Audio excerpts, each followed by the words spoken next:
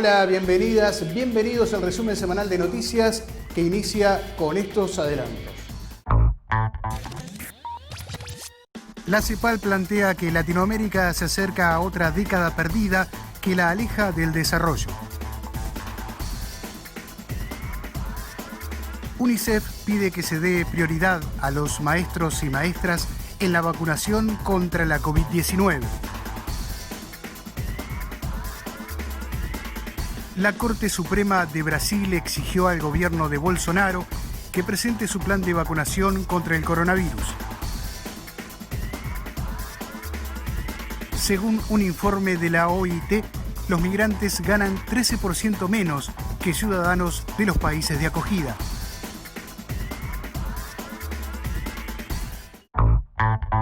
Como siempre, en este resumen noticioso abrimos nuestra columna editorial de la Confederación Sindical de las Américas. El 2020 ha sido um ano muito difícil e complexo para toda a população, em particular para toda a classe trabalhadora, que teve que continuar trabalhando pese à emergência sanitária. A pandemia pôs em manifesto problemas estruturais que já sofria a região da América Latina e Caribe e que simplesmente se agravaram com os enlaces das enfermidades. Os trabalhadores e trabalhadoras de las Américas han tenido que enfrentar nos últimos meses graves problemas socioeconômicos devido a las crises estruturadas em cada ponto do continente e que se vinieron aún mais impactadas por políticas neoliberais pré-existentes, agudizadas por orientações conservadoras de vários governos que, em lugar de implementar medidas para paliar o déficit social, se dedicaram a estabelecer políticas de austeridade. Agora volvemos a observar o cenário internacional, a desigualdade da riqueza e o poder político entre nações. Em momento em que os países mais ricos mostram ao mundo início de seus programas de vacinação de suas respectivas populações, os países em desenvolvimento continuam dependendo dos vai-vienes das indústrias farmacêuticas e da vontade com a cooperação internacional para saber quando se é possível ter acesso às vacinas contra o SARS-CoV-2. As farmacêuticas aceleraram os processos de criação das vacinas em uma disputa que mira mais as ganâncias de seus sócios do que a saúde da população. Hoje, várias delas começaram a oferecer aos países. Sin embargo, isso não é significado o fim do caminho. Ademais, os retos logísticos para poder levar as vacinas para cada lugar remoto do planeta, a maioria deles sem contar com a infraestrutura como carreteras ou meio de transporte seguro para manter as cadenas de frio. Se suma o principal desafio para os países de desenvolvimento: contar com a financiação para poder comprar as doses necessárias para proteger seus habitantes. Organismos internacionais han manifestado seu apoio a apoiar a que os países mais pobres possam contar com as vacinas a tempo de frenar os índices de contágio que se han acelerado em muitas regiões.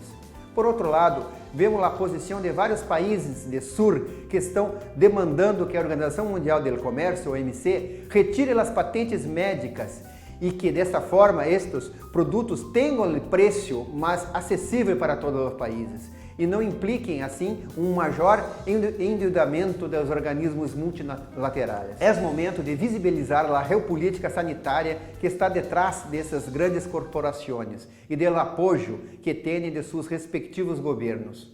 A classe trabalhadora deve lutar para que se reduzam os custos das vacinas e dessa forma volver o direito da saúde, algo tangível para todas as pessoas e não uma simples declaração em papel. Según un informe de la CEPAL, Latinoamérica se encamina hacia una década perdida a raíz de la crisis. El primer cambio que tiene que haber es que requerimos una política fiscal expansiva, fiscales y monetarias expansivas, convencionales y no convencionales. Es decir, el estímulo fiscal que han puesto los países este año, que es de 4.1%, va a tener que extenderse al 2021, al 2022, por lo pronto. Entonces, la comunidad internacional tiene que mirar esta situación de América Latina y el Caribe. Somos la más golpeada del mundo en desarrollo, somos la que más va a requerir apoyo financiero y a veces somos la más invisible digamos, por Europa y por otras regiones. A veces creen que América Latina y el Caribe no necesita mucho, necesita muchísimo apoyo y solidaridad internacional, sobre todo para, como te digo, aliviar deuda en el Caribe, aliviar pago de intereses en Centroamérica, y yo diría darle acceso a financiamiento internacional a la región sin condiciones, porque mientras más condicionalidad se pone, el desencanto social brota y estalla, ¿verdad? Como fue el caso de Costa Rica. Bueno, en Perú el estallido fue por otras razones, ¿no? Más relacionado a corrupción, a descontento desde ese punto de vista. En Chile fue por otras razones, pero yo te diría hay un descontento social y eso no lo podemos desconocer tampoco, que venía desde antes de la pandemia, no es que esto... Entonces, cambio de paradigma, sí, porque este enojo social o este descontento está asociado a un modelo de desarrollo de gran concentración de riqueza, de activos, de privilegios, de poder económico y político, de patriarcado, de jerarquías sociales, entonces de mercantilización de los servicios de salud, de los servicios, de los bienes públicos. Entonces, pues todo eso, y como te decía, acompañado de una gran informalidad, que es la gente que no está recibiendo nada, o que no puede recibir, no está registrada, mucha de ella, ¿no? Y vamos a hablar de la pandemia que recrudece en Centroamérica. La COVID-19 se transmite de manera intensa y sostenida en Centroamérica a 9 meses de llegada a la pandemia de esta región marcada por la pobreza, azotada por huracanes y con gobiernos que buscan el acceso a las vacunas mientras se enfrentan graves crisis económicas.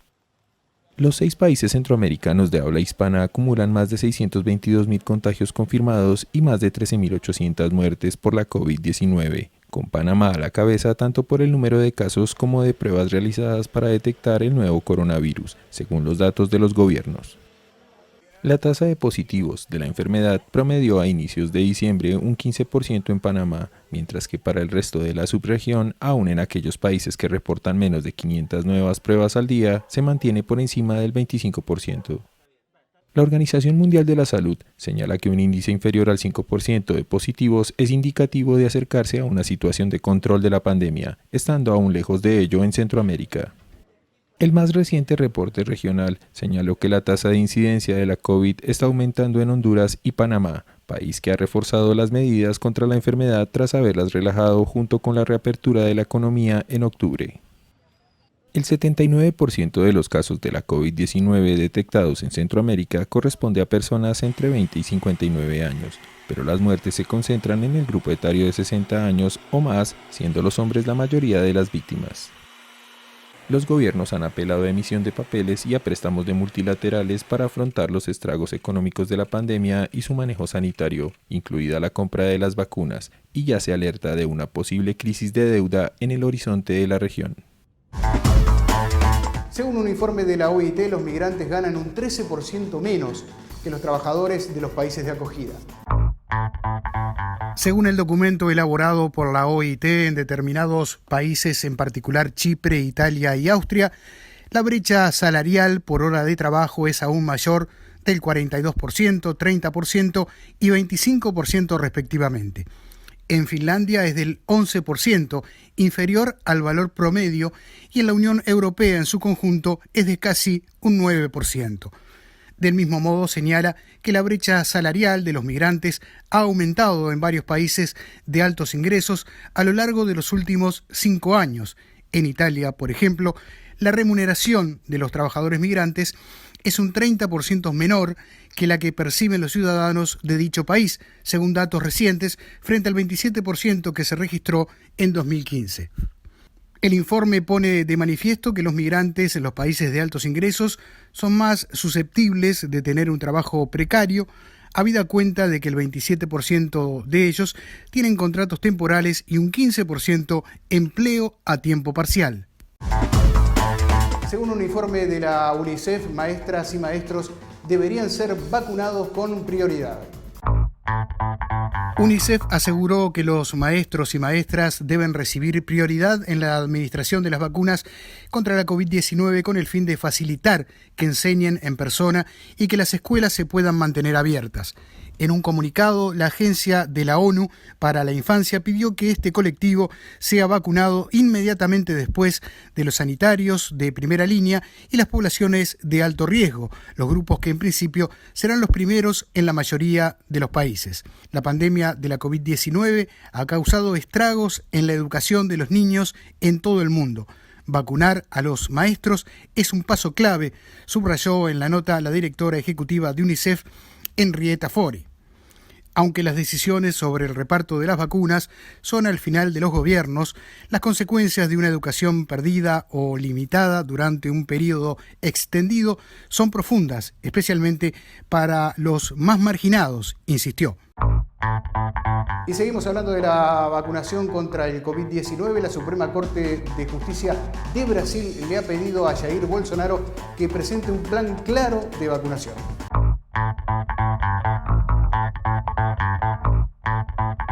El presidente de Brasil, Jair Bolsonaro, enfrenta críticas por el plan del gobierno o la falta de este, como denuncian sus oponentes, para vacunar a la población contra el COVID-19. Brasil, el segundo país con más muertos por la pandemia, publicó el pasado sábado su plan de vacunación con algunas interrogantes como cuándo comenzará la vacunación y cómo van a llegar a su objetivo de inmunizar al 70% de la población. A esto le siguió una nueva ola de críticas hacia el presidente, que ha rechazado constantemente las recomendaciones de los expertos para contener la pandemia y que recientemente dijo que no piensa vacunarse. Esta semana la Corte Suprema ha exigido al gobierno de Bolsonaro que presente su plan, que prevé vacunar en su primera fase a cerca de 14 millones de personas de alto riesgo, incluido trabajadores de la salud, ancianos e indígenas. Latinoamérica se deteriora por la acción del hombre y también por el cambio climático. Lo vemos en el siguiente informe.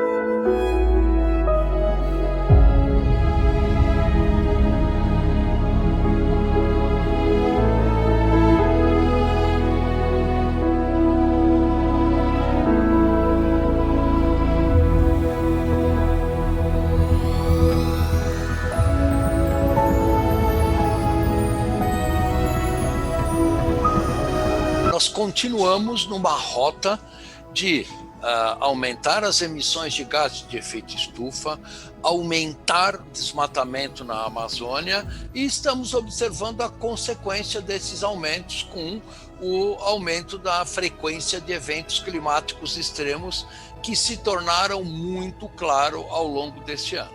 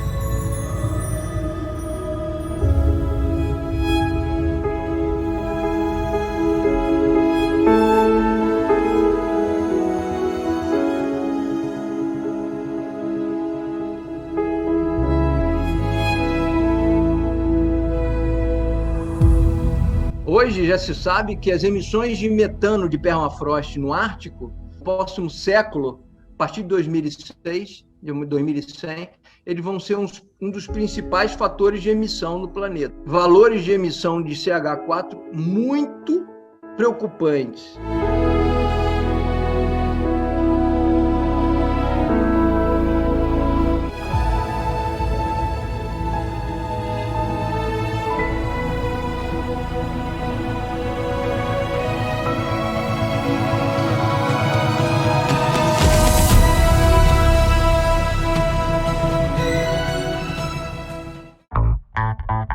La situación de los derechos laborales en la región andina ha sido el tema principal del webinario realizado por la CSA.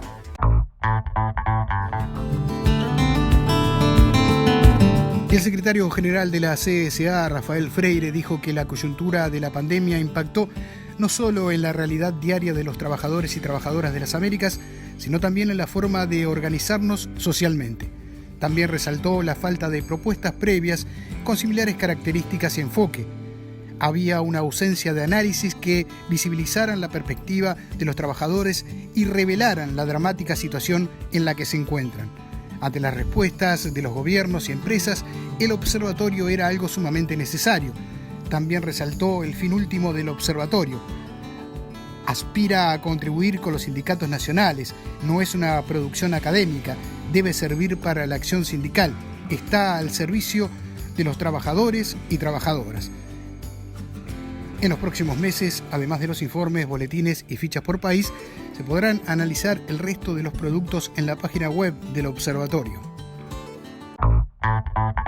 6 personas han sido inculpadas por la policía por el asesinato racial ocurrido en un supermercado de Porto Alegre, en Brasil.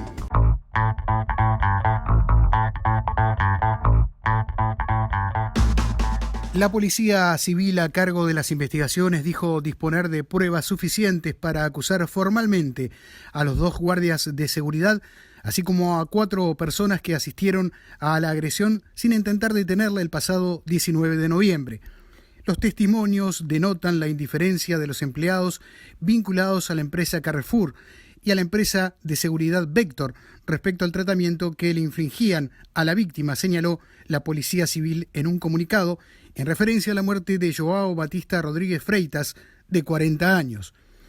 Una de las sospechosas es una supervisora de Carrefour que trató de impedir que un testigo filmase la escena que tuvo después un gran impacto en las redes sociales.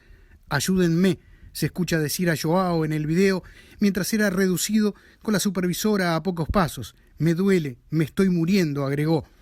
La mujer fue detenida el 24 de noviembre, 4 días más tarde que los 2 autores de la bárbara paliza.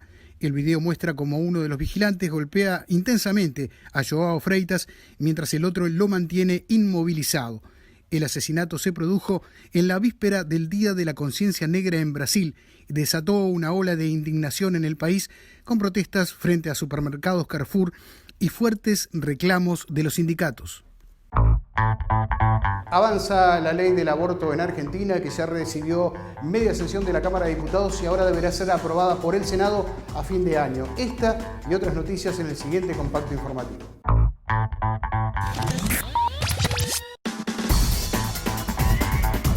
El Colegio Electoral estadounidense confirmó la victoria de Joe Biden. El presidente electo dio un discurso en el que llamó a dar vuelta a la página y dijo que este fue un triunfo de la democracia. La ley del aborto impulsada por el gobierno argentino fue aprobada en la Cámara de Diputados. Reivindicar el derecho de las mujeres a ser dueñas de la decisión sobre su propio cuerpo, sobre la maternidad, sobre el momento, sobre la circunstancia, es terminar con una historia que tiene que ver con el patriarcado. Aunque para ser sancionada deberá contar con la aprobación del Senado, que sesionará a fin de diciembre. En una ceremonia virtual, el presidente uruguayo Luis Lacalle Pou entregó esta semana a su par argentino Alberto Fernández la presidencia pro tempore del Mercosur tras 6 meses de presidencia. Muchas gracias, muchas gracias. En el Día Internacional de los Derechos Humanos, 10 de diciembre, la Confederación Sindical de Trabajadores y Trabajadoras de las Américas reitera la importancia del respeto y garantía de los derechos humanos en nuestro continente. Este día recuerda la proclamación por la Organización de Naciones Unidas de la Declaración Universal de Derechos Humanos, una conquista civilizatoria en términos de reconocimiento de la dignidad, igualdad y libertad de todas las personas, luego de la Segunda Guerra Mundial en 1948. En 1919, antes de la guerra, la OIT señaló que existen condiciones de trabajo que entrañan tal grado de injusticia, miseria y privaciones para gran número de seres humanos que el descontento causado constituye una amenaza para la paz y armonía universales. Nos vamos a Bolivia para ver un particular arte sobre ruedas.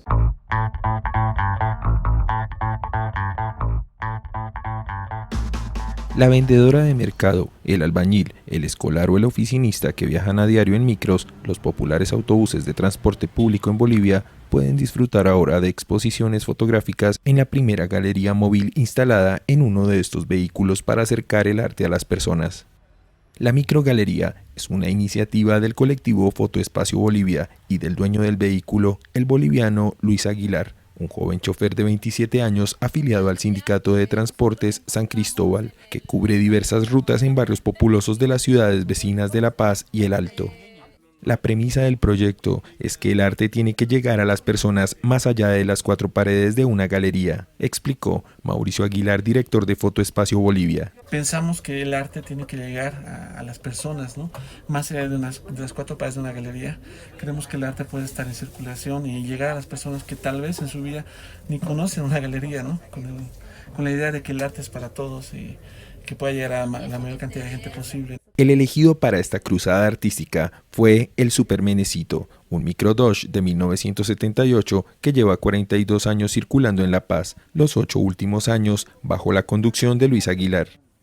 La idea surgió hace un año cuando el colectivo de fotógrafos contrató los servicios de transporte de Luis para un recorrido por los miradores paceños. Entonces se les ocurrió exponer en el micro las mejores imágenes hechas en aquel recorrido, pegándolas a un costado del vehículo, lo que agradó a los fotógrafos. A raíz de aquello, Mauricio y Luis empezaron a desarrollar la idea de montar la galería en el Super Menecito, algo que tomó sacrificio, tiempo y dinero. El espacio está abierto a todos los fotógrafos emergentes que quieran mostrar su obra y las exposiciones se cambian cada mes, explicó por su parte Mauricio. La tercera exposición, inaugurada hace unos días, está dedicada a la fauna boliviana con imágenes de la bióloga y fotógrafa Gabriela Villanueva. Luis transporta a diario entre 150 a 200 personas, por lo que los gestores de la iniciativa calculan que la microgalería tiene más llegada al público que una convencional. Xiwu, una ciudad china, tiene el 60% de la producción de elementos navideños en todo el mundo.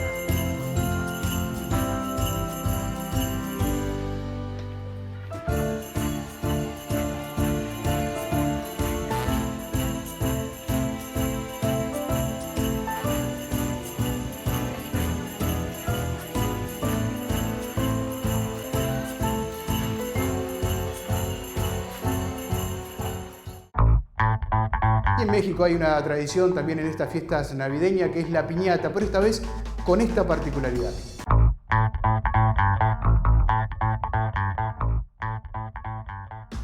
La pandemia no ha mermado las tradiciones mexicanas. Muchas personas se resisten a dejar que esta crisis que invadió el 2020 se lleve a aquello que los mantiene como una esencia cultural.